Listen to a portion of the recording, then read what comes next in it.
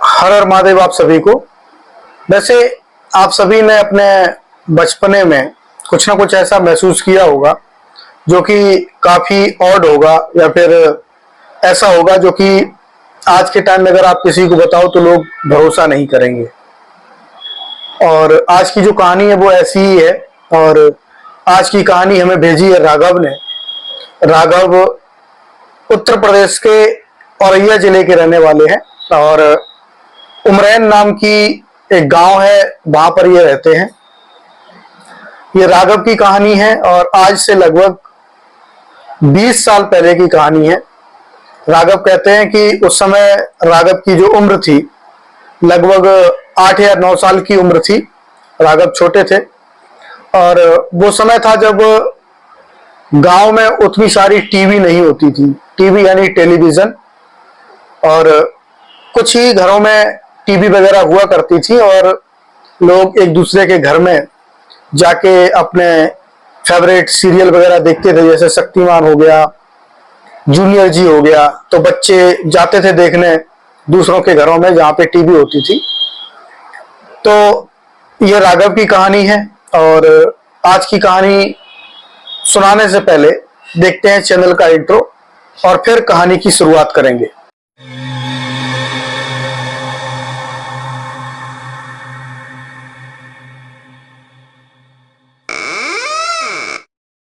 हर हर महादेव आप सभी को स्वागत है आप सभी का हॉरर कैसल में। मैं हूं विवेक और आप सभी के सामने लेकर आया हूं एक नई कहानी। ये कहानी राघव ने भेजी है उत्तर प्रदेश के जिला औरैया गांव उमरैन से।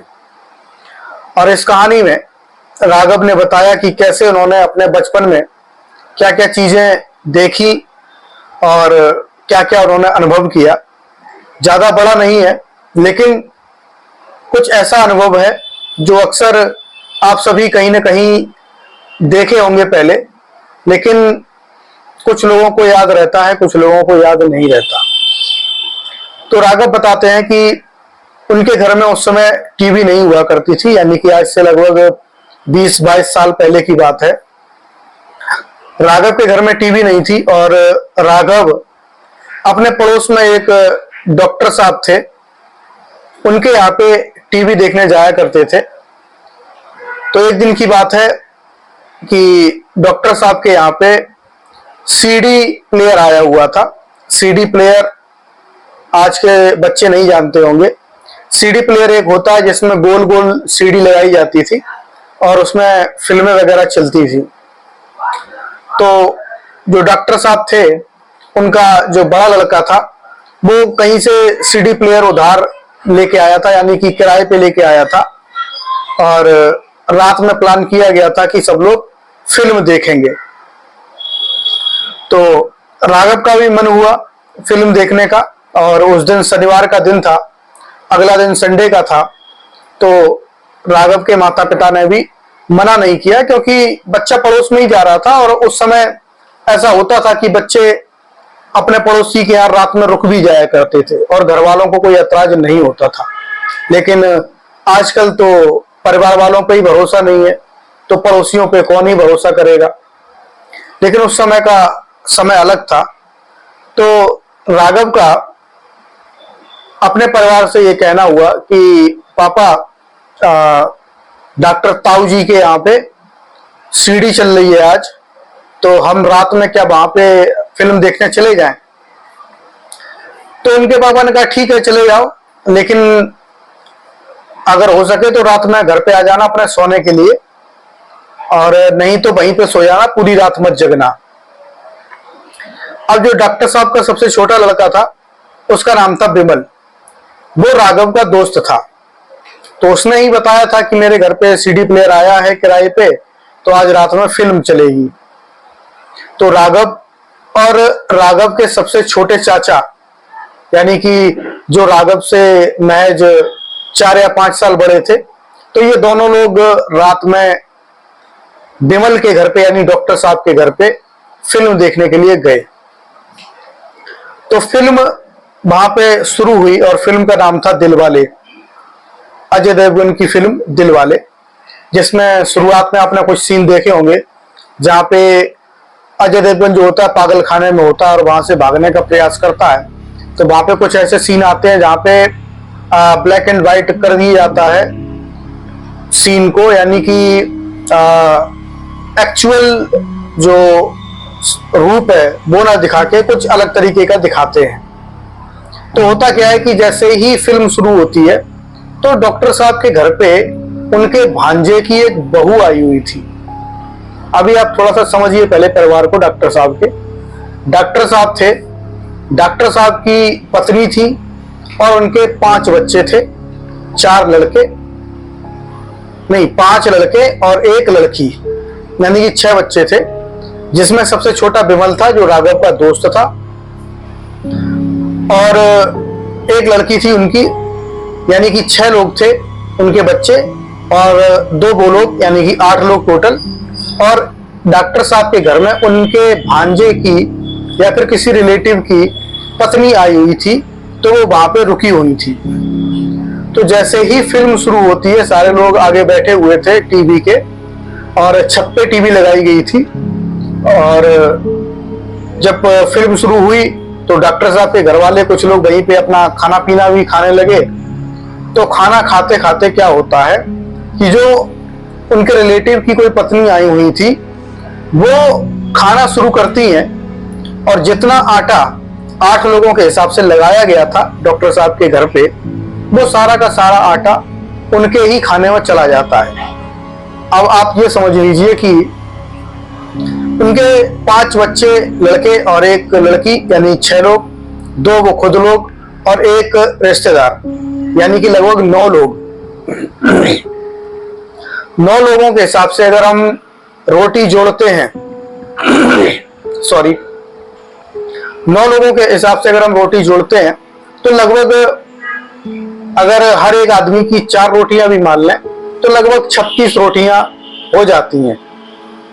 तो मान लेते हैं कि 36 रोटियों के हिसाब से आटा लगाया गया था, लेकिन 36 रोटियां वो रिश्तेदार की आई हुई पत्नी अकेले ही खा गई, और उसके बाद भी उसका पेट नहीं भरा।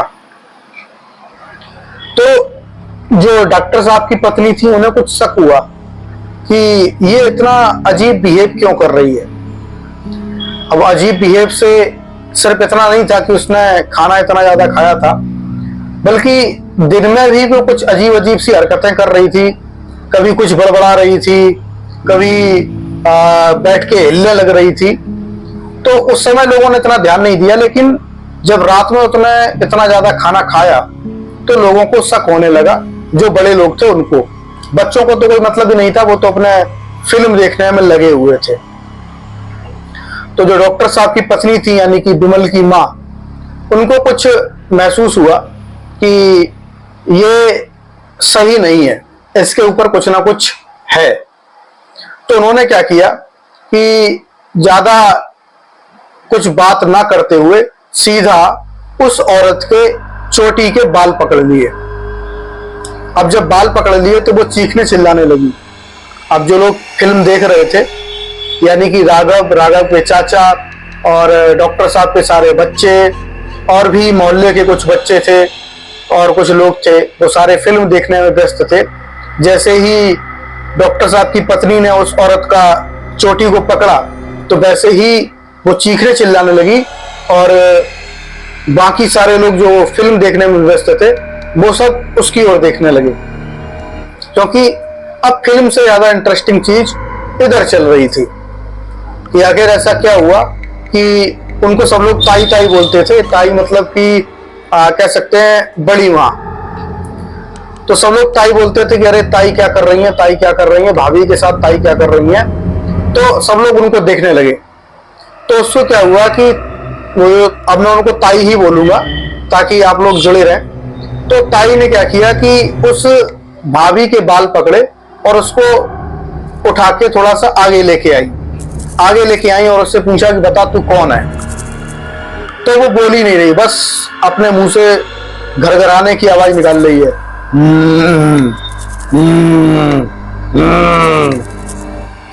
ताई ने कहा कि तू बोलेगी कि नहीं बोलेगी, अगर नहीं बोलेगी तो मैं तेरे लिए कुछ अलग इलाज करती हूं। तो वो कुछ बोलने के बजाय बल्कि और ज्यादा हाथ पैर चलाने लगी।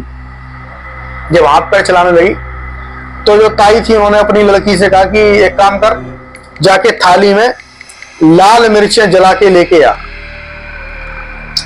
तो उनकी लड़की जो थी वो गई और थाली में उन्होंने जलता हुआ जो उपला होता है तो उस जलते हुए उपले को रखा और उसके ऊपर कुछ सजी लाल मिर्चें रखी और उसको लेके आई।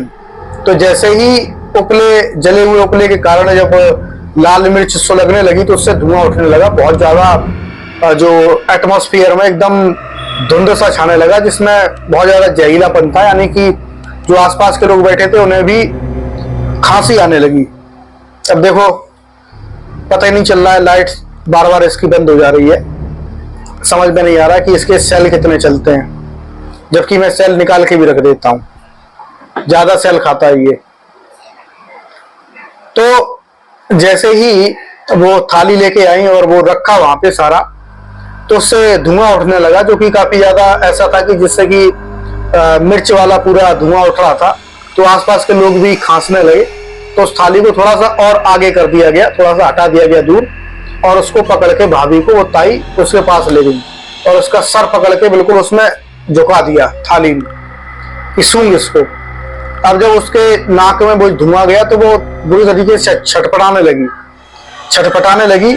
तो बोलने लगी कि मेरा नाम रेनू है, रेनू बदला हुआ नाम है। तो कहने लगी कि मेरा नाम रेनू है। तो ताई ने पूछा कि तू कहां से आई है और कैसे इसके पीछे लगी।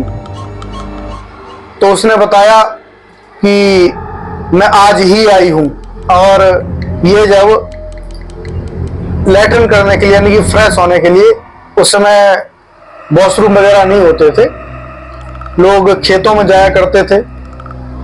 तो ताई ने पूछा कि तू कहां से आई है। तो उसने बताया कि ये जब खेतों में गई थी लैट्रिन करने के लिए तो मैं वहां पे इसको मिली थी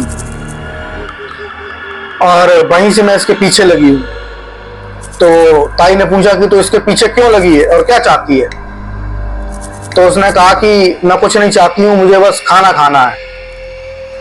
तो ताई ने कहा कि कितना खाना खाना, तू 36 रोटी तो खा चुकी है। तो बोली कि नहीं, मुझे जो है मांस चाहिए खाने के लिए। अब मांस कहाँ से आए, हालांकि जो डॉक्टर साहब थे उनके घर में नॉनवेज वगैरह खाया जाता था, लेकिन अब इतनी रात लगभग 10-11 बज गया है और गांव में 10-11 बजे का मतलब होता है कि सारी दुकानें, सारा मार्केट बंद। और गांव में तो लगभग 8 बजे ही रात में सब कुछ बंद हो जाता था उस टाइम पे। अब तो तब भी 9 बजे तक, 10 बजे तक खुला रहता है, लेकिन उस समय 8 बजे ही सब लोग अपने अपने घर चले जाते थे।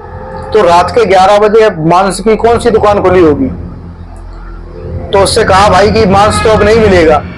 तो बोला कि मैं इस औरत का मांस खाऊंगी। तो जो ताई थी उन्होंने कहा कि अच्छा तू इस औरत का मांस खाएगी, तू मेरी बहू का मांस खाएगी, रुक जा मैं तुझे बताती हूँ। तो उन्होंने अपने लड़के से कहा कि जा चौतरे पे सुअर की भिट्ट पड़ी होगी। अब भिट्ट मतलब होता है सुअर का पखाना, यानी सुअर की लैट्रिन, कि उसको लेके आ। सुअर घूमते रहते तो सुअर की लैट्रिन पड़ी होगी, उसको लेके आ, उसको जला के इसको सुखाती हूँ, फिर ये भागेगी अपने आप। तो जैसे ही उसका नाम लिया तो वो एकदम चिल्लाने लगी, ना ना ना ना, मुझे छोड़ दो, मुझे छोड़ दो, मुझे छोड़ दो। और इतना ज्यादा वो सारा एक जो नजारा था वो इतना ज्यादा भयानक हो रहा था, डरावना हो रहा था कि जो छोटे छोटे बच्चे थे राघव की उम्र के, वो सारे के सारे डर के वहीं पे आंख बंद करके लेट गए थे। उनका फिल्म देखना सब बंद हो गया। वो सारे के सारे आंख बंद करके वहीं लेट गए। जो बड़े बड़े लोग थे वहीं पे जाग रहे थे। तो काफी डरावना सा माहौल हो रहा था, क्योंकि वो इस आवाज में बोल रही थी, बड़ी डरावनी आवाज। उसके बाद क्या होता है कि जैसे ही ताई जी का जो बड़ा लड़का था वो अपने छत से नीचे उतरता है और जाके सुअर की लैट्रिन लेने के लिए जाता है बाहर, तभी वो उठ के भागना शुरू करती है। अब आप सोचिए कि उनकी जो छत थी जहां पे वो लोग बैठे हुए थे, वहां से उनके छत की बाउंड्री लगभग 20 या 25 फीट की दूरी पे थी। आप मिनिमम मान लीजिए 20 फीट की दूरी पे, और 20 फीट की दूरी उसने 2 कदम में पार करी। एक कदम रखा, दूसरा कदम रखा और सीधा कूद के जो बाउंड्री थी उसके आगे टीन का शेड पड़ा हुआ था, टीन की शेड पे वो गिरती है और वहीं पे लुढ़कती हुई जाके चौतरे पे गिरती है, चबूतरा जो होता है वहां पे गिरती है और बेहोश हो जाती है। तो सब लोग भाग के नीचे जाते हैं, जो बड़े बड़े लोग थे तो वो सब नीचे जाते हैं भाग के और उनको उठाते हैं, उस लेडीज को यानी भाभी को उठाते हैं और वापस उठा के लेके आते हैं। तो उसको काफी चोट वगैरह लग गई थी हाथ पैर में, तो उसको ऊपर लेके आते हैं, उससे पूछते हैं कि हाँ क्या कैसा लग रहा है तुम्हें, मतलब ये जानने के लिए पूछते हैं कि भाई वास्तविक में वो जो आत्मा थी वो चली गई या फिर नहीं गई है। तो वो जो भाभी थी वो अपनी आवाज में कराते हुए बोलती हैं कि पता नहीं क्या हुआ, मुझे किसने गिरा दिया, मेरे तो बहुत चोट लग गई है, पूरा उनका हाथ जो था पूरा इसमें खरोंचे आ गई थी, खून वगैरह निकल रहा था और उनका जो यहाँ से हाथ टूट भी गया था। तो वो डॉक्टर साहब थे तो उन्होंने वहीं पे पट्टी वट्टी करी और हाथ को भी वहीं पे बांध दिया कि सुबह जो है हम इसको डॉक्टर के पास लेके जाएंगे, हड्डी वाले डॉक्टर के पास, फिलहाल इसको बांध देते हैं ताकि इसमें दर्द वगैरह ना हो और हड्डी इधर उधर ना हो। तो हाथ को बांध दिया गया तो और एक दर्द का इंजेक्शन दे दिया गया। तो फिर रात में ही उनसे पूछा गया कि भाई तुम जब दोपहर में खेतों में गई थी फ्रेश होने के लिए यानी लेटरिन करने के लिए, तो वहां पे तुम्हें कोई औरत दिखाई दी थी? तो उन भाभी ने कहा कि हाँ एक औरत दिखाई तो दी थी, वो घुटने के बल चल रही थी, यानी कि जैसे छोटे बच्चे चलते हैं वैसे घुटने के बल और हाथों के बल चल रही थी। तो ताई ने बोला कि फिर तूने क्या किया? कि मैं लेटरिन करके वहां से उठी तो वो औरत मेरे ही पास आ रही थी और मैंने उससे पूछा कि जैसे गांव की भाषा में अगर बोला तो जीजी तुम कौन हो, यानी कि दीदी तुम कौन हो और यहाँ ऐसे कैसे चल रही हो खेतों में, क्या तुम्हारे पैर खराब हैं क्या? तो वो कुछ बोली नहीं औरत और अचानक से उसने मेरे ऊपर छलांग लगा दी, यानी कि भाभी कह रही है कि वो औरत कुछ नहीं बोली, जो घुटने के बल चल रही थी उसने सीधा मेरे ऊपर छलांग लगा दी और उसके बाद मुझे कुछ याद ही नहीं है कि क्या हुआ। तो ये सारी घटना घटित हुई थी। राघव बताते हैं कि उसके बाद भैया मैं उन डॉक्टर साहब के घर में जाने से डरता था और वो जो भाभी थी जब तक घर में रही तब तक मैं उनके घर पे ही नहीं गया। मुझे उन भाभी को ही देख के डर लगता था, मुझे लगता था कि यही वो भूत है। तो दोस्तों ये कहानी आपको कैसी लगी आप लोग कमेंट बॉक्स में बताइए। देखिए मेरी कहानियां ज्यादा डरावनी नहीं होती हैं, बनी बनाई नहीं होती हैं, एक्चुअल स्टोरी होती है जैसा कि लोग मुझे शेयर करते हैं, मैं एज इट इज आपको वैसे ही सुनाता हूं। इसमें कोई माल मसाला मैं लगाना नहीं चाहता। मेरी कहानियों का उद्देश्य आपको डराना नहीं है, सिर्फ आपको ये बताना है कि कैसी कैसी घटनाएं होती हैं और किस किस तरीके से आप लोग सतर्क रह सकते हैं। तो मिलते हैं फिर एक नई कहानी में, तब तक के लिए हर हर महादेव, जय श्री राम।